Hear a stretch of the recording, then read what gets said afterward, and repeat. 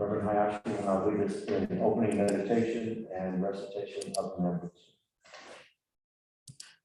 Meditation provides the pause that prepares our mind to receive the Dharma, the Buddha's teachings.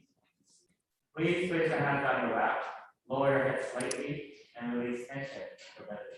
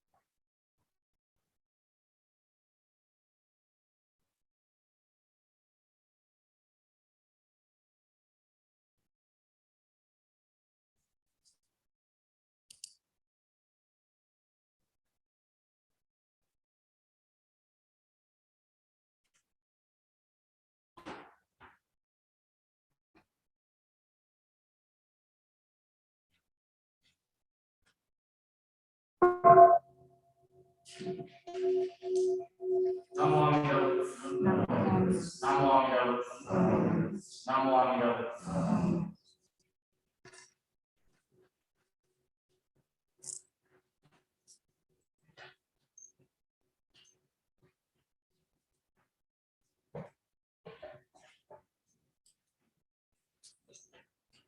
Please find the laminated sheet in the service book, which is in fact the seat pocket. And we will now sing the Vandana T. Sarana, the three refuges. Please rise.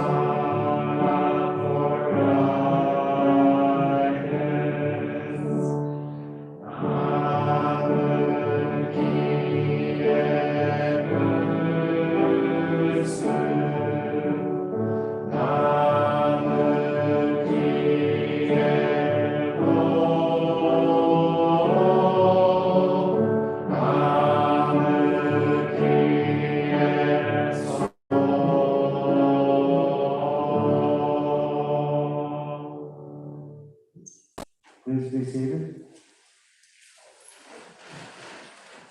Please turn to page 33 in the service book, and we will now chant the Sambutsu again.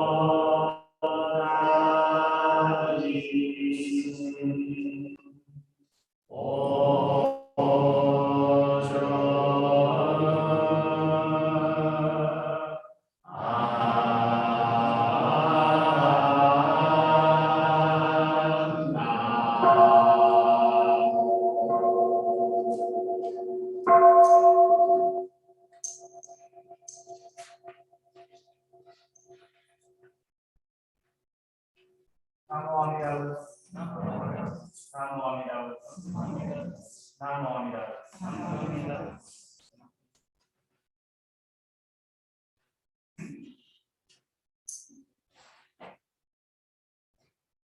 This morning, Reverend Hayashi will give the Dharma message, followed by a reading.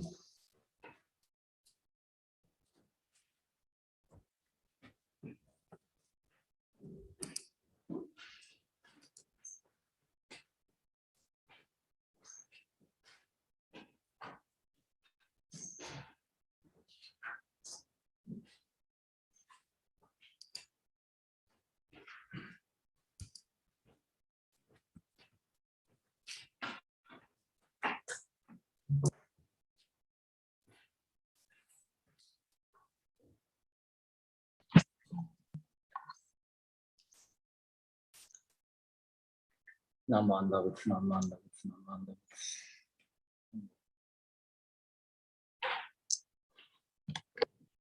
Good morning, everyone. Welcome to our Sunday service, and good morning to those who are participating through Zoom and YouTube. So before I begin my Dharma talk today, I would like to observe a moment of silence for the victims of 9/11.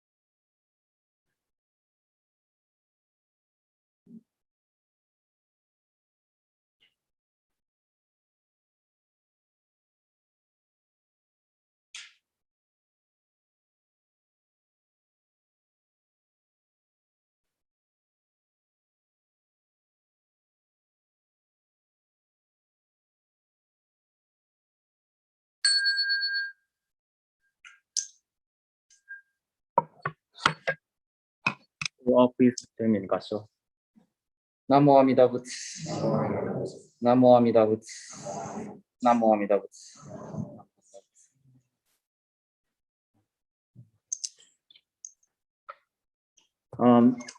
I also have a bright news that we will be celebrating our 40th anniversary tomorrow. And I would like to express my gratitude to all of you who have been supporting Ekoji, so that we can, keep the door open to share the Dharma and the teaching of the Nembutsu, to listen to the call of Buddha through the Nembutsu. For 40 years, we have been chanting together. We have been reciting the Vandana Tisarana, the three treasures. When you think about it, it's kind of amazing. We have been here in this Hondo for 40 years. So I also would like to thank all those who came before me, as well as the ministers who have been serving at Ekoji. So I'm the I'm the fifth minister of Ekoji. But I just wanted to express my gratitude to all of you. Thank you very much. So the other day, I watched a documentary film about the water.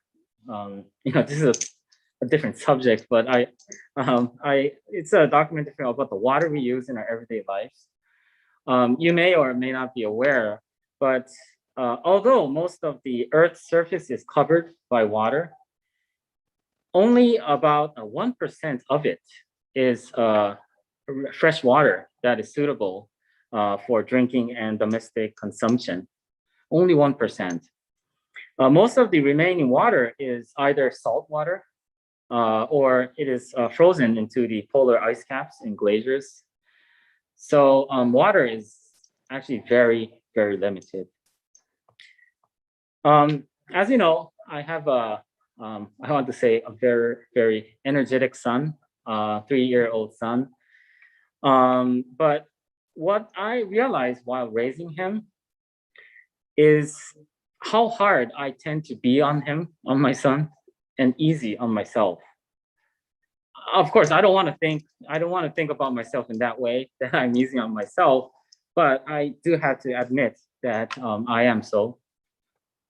For example, when my son washes his hands, um, he tends to use more water than necessary. So I will, teach him to first moisten his hands with a little water, turn off the water, apply soap on his hands, rub his hands, and then turn on the water when he, wash the soap off his hands. But nevertheless, he would let the water keep running throughout the entire process of washing his hands. So the water, comes out endlessly. In addition, me and my wife, we usually tell him to wash his hands carefully and take his time, but it is when he keeps the water running that he does so. In such cases, we will tell him over and over, try not to waste water. But the other day, I happened to find how I was also bad at managing water. I realized how I was, letting the water run while I was washing my hands, and my son happened to catch me doing so. He didn't say anything, but he was just, watching me. He was just staring at me. So I don't know if he was staring at me because I was wasting the water or for some other reasons, but I didn't know how to react. But he was watching me. There was also another time when I was brushing my teeth. I felt this, this silent stare on my back. Again, there was my son watching me when I was brushing my teeth. So no excuse. I do tell my son things not to do when I'm doing, all of them. So I tend to be easy on myself and hard on my son. Buddhism emphasizes the importance of fixing one's own self rather than wanting to fix others. The reason why Buddhism emphasizes this is because we often focus too much on other people, rather than ourselves when it comes to problems. We often try to fix others and ignore our own faults. We may sometimes not even know that we're doing so and when we're doing so. I remember a story that I heard from a colleague minister that illustrates this issue. One day, a young man found himself riding on a nearly empty bus. He picked a seat, sat back, and relaxed. Across from him sat a distinguished-looking old man whose fly he couldn't help noticing was unzipped. He could clearly see the color of the old man's underwear. He thought about what to do, but of course, the old man had to be told. So the young man slipped over beside the old man and quietly let him know the situation, man to man. Some men might have taken offense at being told such a thing, but not the old man. After a momentary look of surprise, the old man thanked him politely and gave a rueful smile as he covered himself with a magazine he'd been reading and did up his fly. Relieved, the young man returned to his seat, planted his feet on the floor, folded his arms, and looked around again. Lo and behold, the distinguished-looking old man across the way got up and came over to sit beside him. Wondering what on earth the old man could want, he tensed with expectation as the old man murmured with a smile, "Your zipper is undone too." His cheeks burned in embarrassment, and to cover his confusion, he gave a rueful smile and thanked the old man. Our eyes are made to look outwards. Because that is the case, it is difficult for us to see our own actions, our inner self. By contrast, we are easily able to observe the behavior of other people and point out their faults. So too, we tend to attribute one's own actions to external causes while attributing other people's behaviors to internal causes. In social psychology, this behavior is called actor-observer bias. There's this technical term, actor-observer bias, and it is said that this is a tendency that everyone has, this actor-observer bias. Thus, we are all prone to be easy on ourselves while being hard on others, which often causes arguments, conflicts, and frustration.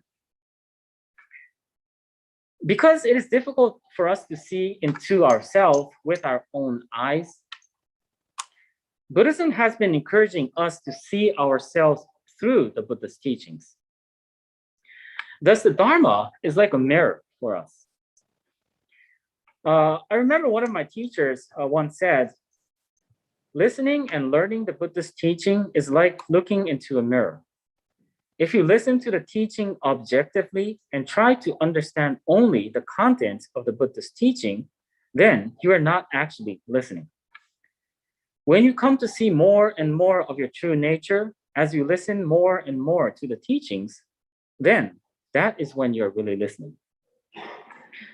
Thus, it is not that we are learning about the contents of Buddhism, but we are learning about ourselves through Buddhism. The Dharma Mirror is thus a way for us to see ourselves. It shows us exactly who we really are without any distortion.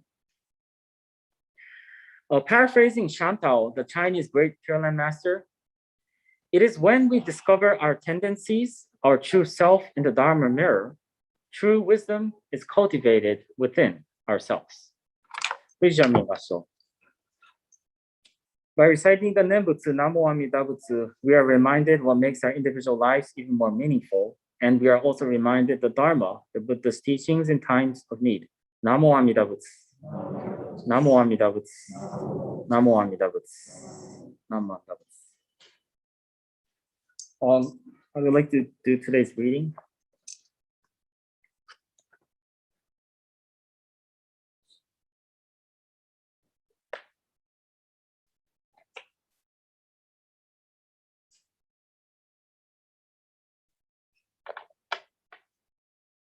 I'm sorry, I forgot which page, which reading I was.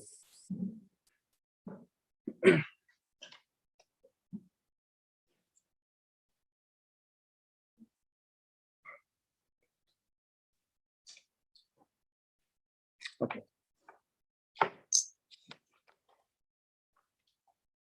To study the Buddha way is to study the self. To study the self is to forget the self. To forget the self is to be actualized by myriad things.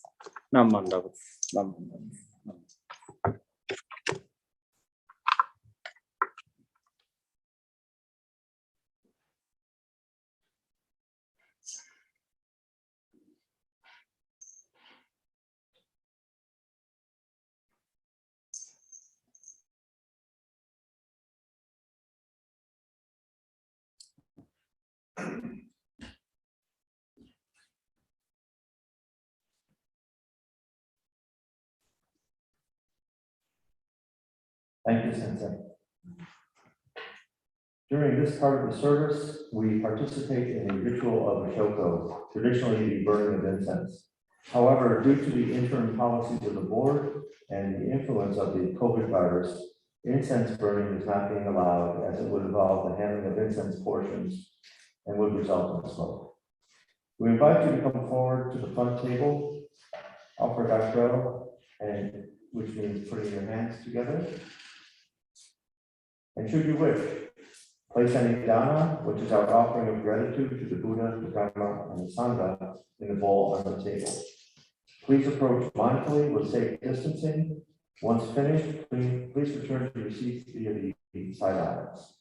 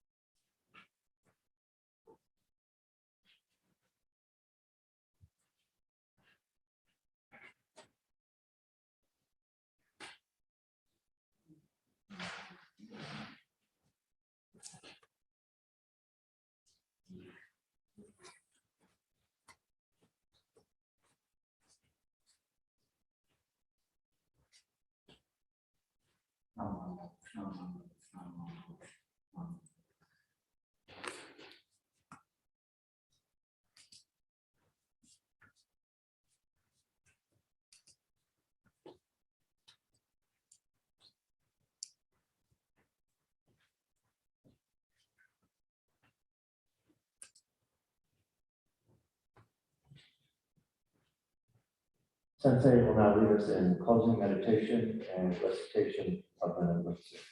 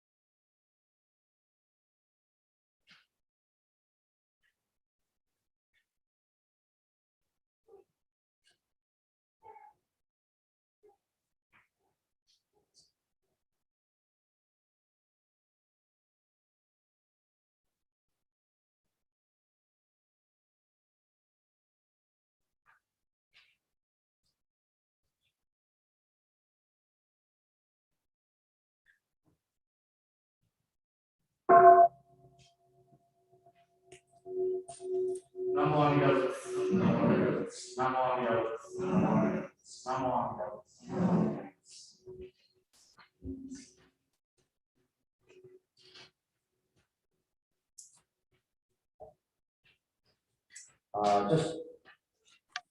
Just a few announcements. Meditation occurs on Thursday evenings at 7:30 p.m. All are welcome. Also, on Saturday, September the 25th, there's going to be a garden cleanup from 9 a.m. to 2 p.m. And you can sign up by going to ekoji.org. Hopefully the weather will be cooler by then. Also, there is a Buddhist movie group session on Sunday, September the 19th at 2 p.m. And this will be on Zoom, and they will be reviewing the movie The Pig. I hear it's good. All these events can be found on the Ekoji website. Also, we're looking for musicians for our music group. If anyone plays anything and you'd like to participate, please contact Yuko Keicho, and she'd be glad to talk to you about that. Thank you. Sensei. Namo Amida Butsu. Namo Amida Butsu. Namo Amida Butsu. Namo Amida Butsu. Namo Amida Butsu. Namo Amida Butsu. Namo Das. Namo Das. Namo Das. Thank you. Have a wonderful day.